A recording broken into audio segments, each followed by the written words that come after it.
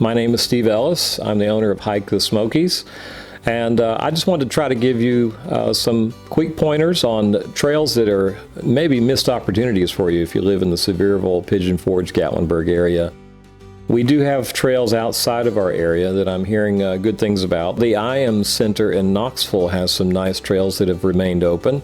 They are a nonprofit that is in association with the city, and they elected to keep their offices closed, but they left their trails open, and also the Skelton Greenway Trail, which is right near there. Of course, Townsend, you can always ride your bike or hike along the Lamar Alexander Parkway, going up and down that in front of the park entrance. That's a nice little place to go. It's got a pedestrian tunnel you can cut through safely underneath all that traffic, which there's not much right now, onto the highway. And also there's a nice little swinging bridge, a couple of swinging bridges, suspension bridges over there, not for bike riding but for pedestrian use. Beautiful area to do some walks along the river there. Not extremely boring, but not extremely exciting. They're not going to be Smoky Mountain trails that we'll discuss today. There's going to be some that are somewhat like that, but not a lot of high elevation, high workout trails. These are trails that'll be useful for you to help keep you in shape, either now while things are closed. Today the state parks have opened, most of them, except for about 6 or 7.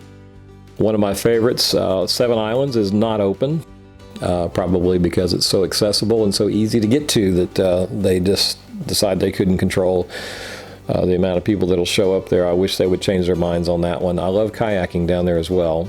I'm a hiker. I do it as a profession. I've probably taken about 400 tours out on short trails mostly. I've done some overnight camping, done some kayaking and camping together. It's a lot of fun. I have a lot of fun doing what I do. I love what I do. Being semi-retired, I can go out and just have a blast and get paid for it. So you can't beat that, can you? So anyway, I'm going to give away some information here from some of my research. It's helped educate me, and you can help educate me too. Like I said, there's some of these trails I'll discuss I haven't actually been to, but I hear good things about. One, let me switch my screen here real quick. This is kind of crude, not really a PowerPoint. This trail here I'd like to go out to this afternoon because this is called Trotter Bluff Loop Trail. This is Douglas Dam. So if you can Google Douglas Dam, you'll know where it is. I'm not going to go into all the directions from wherever you might be. From Sevierville, it's north of Sevierville and between Sevierville and the interstate. I spend a lot of time out here doing kayaking trips for couples, late nights out on the islands and doing sunset romantic kayaking things with couples, and we have a great time paddling under the stars with our headlamps on, and it's a beautiful area. A lot of boat traffic at times. You have to be very careful of that. Downstream of here is the French Broad River, which actually the French Broad is feeding Douglas Lake all the way from way up in North Carolina. Downstream of here, I also do a lot of kayaking and head down to Seven Islands. Sometimes we put in at Seven Islands. Sometimes we get out at Seven Islands. But anyway, this trail right here is called the Trotter Bluff Loop Trail. It's less than a mile. It's got some little deviations off of this trail from what I understand, and you've got some beautiful views of the dam, and it's especially cool to watch when they're sluicing water. The birds like to get out there and fly around, all the aquatic type birds, or whatever you call these kind of birds that fly around the water. But anyway, this is Trotter Bluff Trail, and I'm going to move on quickly before we run out of time here to the other trail that's up on the other side of the French Broad River, north of where we just were. This is Douglas Dam once again, of course south of this. When you come into the Douglas Dam complex area, you look for the overlook roads, and when you get on the overlook, the first one to the right is to me the most interesting. Now you can go on up here, and off screen actually with the map would take you up to a really neat educational observation area. It's a great place to picnic. They got a lot of tables up there, a lot of grills, that sort of thing. That stuff is closed last I checked. But this trail has remained open through this whole COVID virus thing. But anyway, you come back down the hill after seeing the marvelous views, and down here I decided to walk back here behind the picnic area on this little cul-de-sac and found a little woodland trail. And it's hilly. It gives you a good leg workout. You could do this like at double speed or carry an extra heavy backpack. Maybe take a day pack and add extra water into it. So if you get tired of carrying it and you've done too much, you can actually pour the water out so you don't have to carry all that weight the whole day. But anyway, this trail does several little loops around here. You can come up here by the power line, go back to your car, or you can go down heading south, and it splits up in two different ways. I've only pursued this to a small extent because I was looking at the powerhouse and the dam over here, and it was getting kind of weedy. Didn't look like the trail had been maintained, so I turned around and came back here. I think that was the old workers' access trail. When they would come up at the end of their shifts, they would walk up this hill from what I could see in the historic pictures up there at the observation historical display on top of this hill. Anyway, if you come back up here, then you can actually loop all the way around, and there's a little wooden bridge that's about in this area. So they built a bridge, but they've never given this trail a name. I've not found it on any maps. There was no signage. You just kind of go down and explore, and it's a really pleasant trail, and it kind of meanders into the grassy area here. I think it's intended to join up to this paved walkway. You can actually get out of your car and walk down this asphalt walkway all the way to the edge of the dam and look down the dam looking south. It's pretty cool, and you got a great view here. I think they may be cutting a trail up this way to loop around, because it looked like this trail may be getting extended all the way up to here, up towards the maintenance shack, and then coming back down here.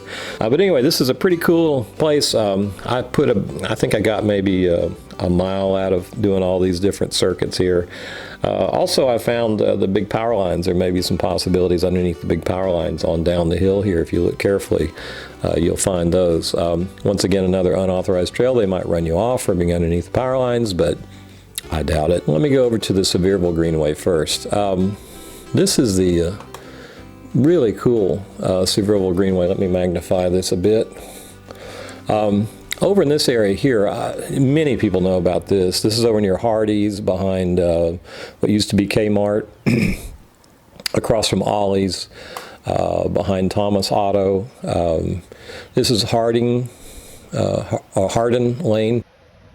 It comes in along here, so you turn left off of the main street in Sevierville. This is downtown Sevierville, well, downtown Sevierville over here. So you come in off of West Main Street, and you can take this loop 2 miles down to the Parkway. Pretty soon they'll have this part completed, and you can then loop back on the other side of the river and do 2 miles. There is an underpass, a pedestrian underpass here, but they had that closed off the other day, so I don't know if it's going to be open now. I didn't know why they had it closed until later, and I'll tell you the rest of that story. I should have actually gone down here in hindsight and taken a right onto, I think it's Park Lane, over near Rick's Service Center. That would have got me over here. Otherwise, what I did is I avoided this area because it was caged off. They had a warning sign saying due to the COVID virus that it was closed, but they didn't tell me what was actually closed. So I assumed it was the enclosed area underneath the bridge, that they didn't want people breathing down there or something, or they were working on it. So I ran around that over to the children's home and cut down along the grassy edge back down to the river. This is the west prong of the Little Pigeon River, not to be confused with the Pigeon River, which is where they do all the whitewater rafting in Hartford and runs on down to Newport and into Douglas Lake.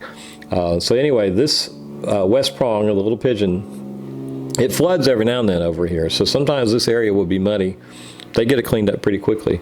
But anyway, I went down around this blockaded area and didn't realize when I got back on the trail, I was probably not supposed to be there. And I found there's a really nice covered bridge there, and they had it blocked off also and said, COVID virus, it's closed. And I thought, well, okay, the bridge is closed because it's another contained area. It's got a roof on it.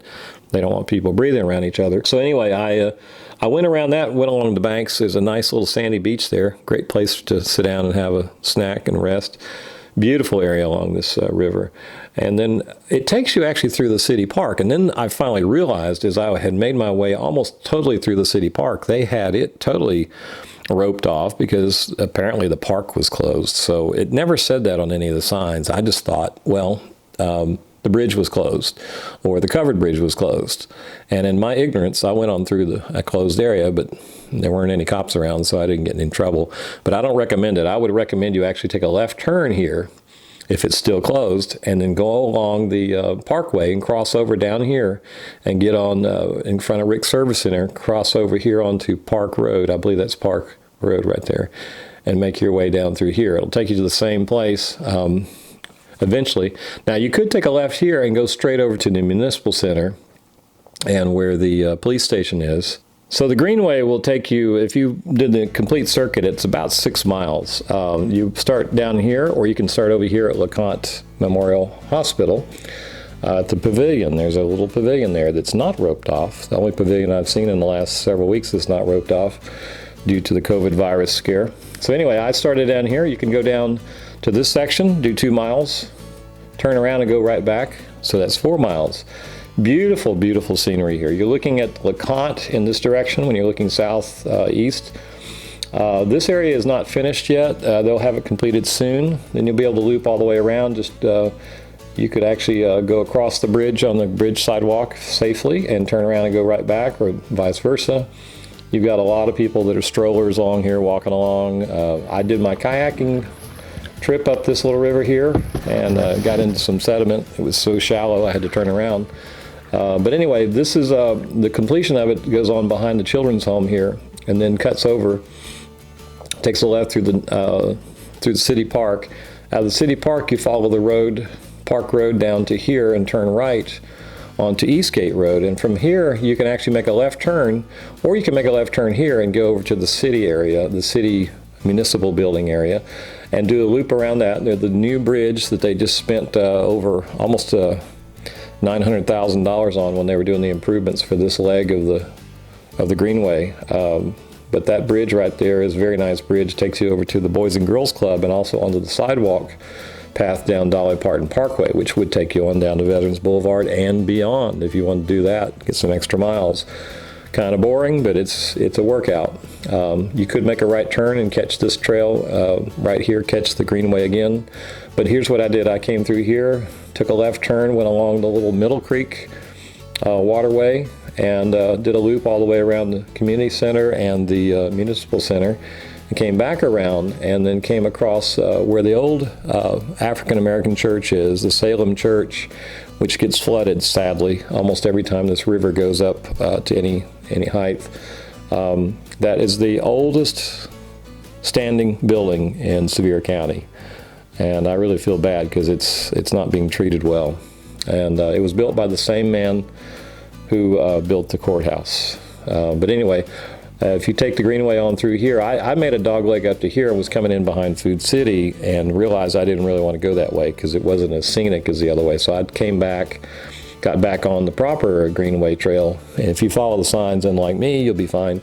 And then I turned right at the wayside here. They've got some benches and some nice sidewalk intersection there with a little sitting area. You come on down the Veterans Boulevard route heading south and you see LeConte. You get a nice view of LeConte that way, and then take a left turn, go in front of the middle school, and you wind up at the LeConte Pavilion, which is the only pavilion I've actually found open in the last several weeks. Wasn't roped off. I could actually sit there and not be watched over by some authorities. The other trail, when I was first trying to lose my 62 pounds that I've regained part of back about 10 years ago, I used this Greenway as my primary route of exercise. I could go up and down it, make about 3 miles by going up and down, up between the island and the old mill. But walking it is a beautiful, beautiful thing to do because then you get more time along the river. You see all the geese and the ducks and the turtles and the gray herons or blue herons, and beautiful, beautiful place along here. One of the most pretty areas I've ever seen. And part of it takes you through, this dogleg takes you in through a neighborhood, but the sidewalk is actually marked and you've got signs along the way so you won't get lost. You go straight through and you wind up at the old mill, or right next to the old mill. And then at your option, if you want to, you can actually go on into Patriot Park, catch another half mile by doing that loop. And it takes you along the river here, very, very pretty. A lot of people sitting out enjoying the sunshine. A really nice area. I can't recommend that enough. You can do as many laps as you want. I did this clockwise, and you drop down a little bit here. So you got a little bit of elevation change, maybe 30 or 40 feet each time, but not enough to break a sweat. So it's not quite the Smoky Mountains, but it is very nice, very, very pretty, especially right along here. And the Old Mill restaurant sits right here, and you've got the big mill right here and the dam where the water is spilling off. It's absolutely a delight to watch people and the kids out there feeding the ducks. So anyway, that's the culmination of my research for the local greenways. Pigeon Forge hasn't built a lot of the greenways yet that they're planning on building. They're going to connect Wares Park to some other areas, Music Road area to Wares Park, and around that area they got some circuits they're going to put together. Gatlinburg really has virtually nothing other than common sidewalks. I guess they believe since the national park is their next door neighbor, then you know, you got plenty of trails, especially the Gatlinburg Trail, which connects right there through the national park. So Gatlinburg really doesn't have much to offer. Now, like I said, I don't have all the information on all these trails, but at least it's enough to get you going. You can use these trails as a backup in case they get closed again. Like I said, part of them are closed. The city park in Sevierville, that was closed the other day. It may be open again, but you could still do most of the greenway. And if not that, just do laps. And carry a heavy backpack, carry extra water. Get yourself out there and get out with friends that may not be as able to do the hard, tough trails that you and I really appreciate and enjoy, and just spend some time with them along these trails, because they're very pleasant, and you're still getting exercise. It's just maybe not at the rate you want. So your folks, your friends and your family will really appreciate the time that you're on these trails with them and showing them what you'll have discovered once you get out there and see these yourself. So anyway, take care of yourself. I hope to have some more information. Love to hear from you guys. If you've got some other tips and some other ideas, I'm sure there's some other hidden trails somewhere else. Just let me know. This is Steve Ellis, HikeTheSmokies.com. And I love hiking and I love kayaking. And I will tell you more about my bucket list of hiking the Appalachian Trail, and also of paddling the entire 652 miles of the Tennessee River, and maybe going down the Gulf of Mexico, down the Mississippi River. We'll get to that later. Take care. Bye.